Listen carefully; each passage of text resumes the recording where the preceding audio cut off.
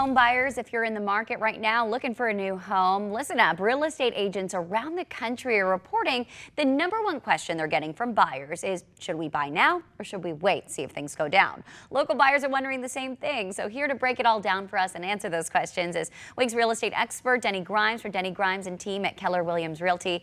Denny does advertise on our station, but that has no bearing on this segment. Denny, thanks for being with us this morning.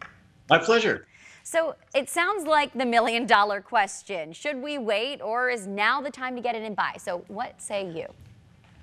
Well, that is a great question, right? And although that's the most asked question, there's no single one answer, and every answer has a lot of variables. However, I believe buyers should follow or have three basic considerations.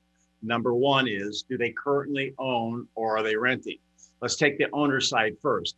See, if they own, they have been riding the equity elevator up because prices have been going up for the last 10 or 12 years, and especially during the last year. So if they choose not to buy another house, it's okay because they're winning now in the marketplace. And besides, if they do choose to move forward, they have less of a risk of losing because of the growth in equity. They're playing with the house's money. Now let's talk about the renter. If the renter is renting, what's going on with them is not only have they lost out on the ability to build their net worth, and as prices go up, they're continuing to see their buying power erode. So if the market continues to go up and they rent, they may be pricing themselves out of ever owning a home. So Denny, you've been at this now for almost 40 years. You know our market especially so well. So what does your gut say? I mean, should we get in now and buy, or what do you think we should do? Well, I think that, okay, I get that question every day. So this would be the consideration, is that if they find the right house, they shouldn't be afraid to step into the market. However, I can tell you one thing for sure about the market. We don't know what the future is going to be, and I promise you it's going to change. So the second consideration buyers should have, Trace, on that question is, what's going to be their hold time? According to the National Association of Realtors, homeowners move every 10 years. So if you have that kind of horizon, most likely if you step into this market for that type of a mindset of 10 years and there's some kind of a change, you should be able to ride out the change and be fine versus popping in and popping out.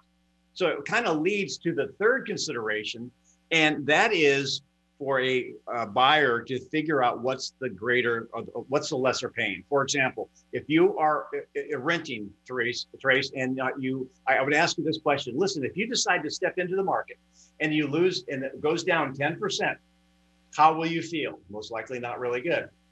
The next question, the lesser pain, is let's assume you don't step into the market and you watch the market go up 10%. How will you feel? So that is the decision and the question I ask buyers all the time. Which one is the lesser pain? Yeah, it's interesting, Denny. You got to gauge, your individual feelings on what you can do with your money, the money that you do and do not have right now. It's definitely something that we'll continue to keep an eye on. So we really appreciate your analysis on the market here in Southwest Florida and beyond, as always. My pleasure. Good talking to you again.